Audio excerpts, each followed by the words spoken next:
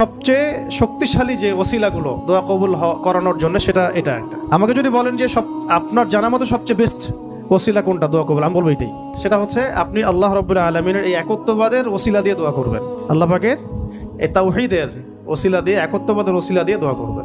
এইভাবে বলা, পরে শুনে আপনারা মুখস্থ করে নিয়েন। দোয়া করার আগে আল্লাহ পাকের প্রশংসা করা, আলহামদুলিল্লাহটাও আল্লাহ পাকের প্রশংসা, এবং রাসূল সাল্লাল্লাহু আলাইহি ওয়াসাল্লামের প্রতি দরুদ শরীফ পড়া একবার, অন্তত একবার, চাইলে আপনি অনেক পড়তে পারেন। এরপরে যে বিষয়টা আপনি চাচ্ছেন তার আগে বলা যে আল্লাহুম্মা ইন্নী আসআলুকা বিআন্নী আশহাদু আন্নাকা আনতাল্লাহ লা ইলাহা ইল্লা আনত আল আহাদ আস-সামাদ আল্লাযী লাম ইয়ালিদ ওয়া লাম ইউলাদ ওয়া লাম ইয়াকুল লাহু কুফুয়ান আহাদ। সূরা ইখলাস যে জানে সে এটা সহজেই বলতে পারবে। এরপরে আপনি দরুদ শরীফ পড়ে দোয়া করা শুরু করবেন, ইনশাআল্লাহ দোয়া কবুল হয়ে যাবে।